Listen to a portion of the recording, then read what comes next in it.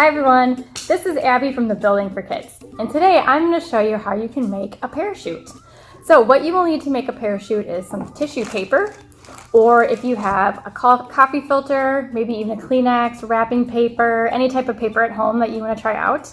You also need some yarn, at least 4 pieces that are exactly or close to the same length. Again, if you don't have yarn at home, you can use string or twine or anything like that. Some scissors, a hole punch. If you don't have a hole punch at home, you could try using like the end of a scissors or maybe a skewer or something like that.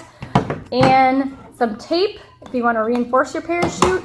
And then if you have like a fun action figure, or I have a little Lego puppy, you can use those to help you make your parachute as well. So today I'm going to show you one way that you can make your parachute, but really it's all about experimentation. So try some different shapes with your paper or whatever you decide to use.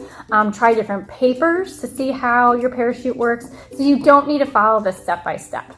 So what I did first for my parachute here that I have for my little Lego friend is I cut my tissue paper into a square or a rectangle, okay? And then the next thing that I did is I took my hole punch and I made a hole at each corner.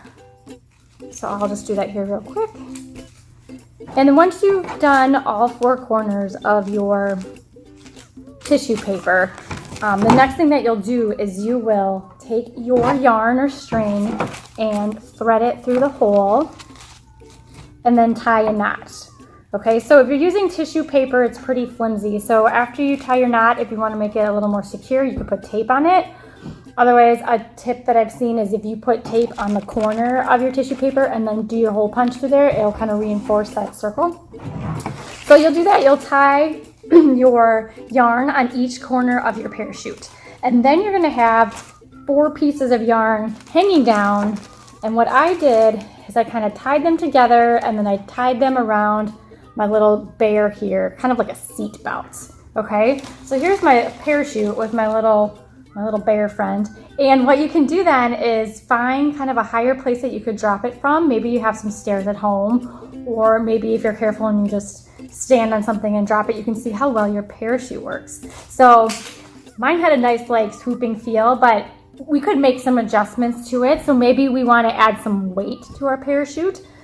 You could add weight by clipping on some paper clips to the sail or maybe the strings of your parachute and see how it flies. Does it slow it down? Does it help it go faster?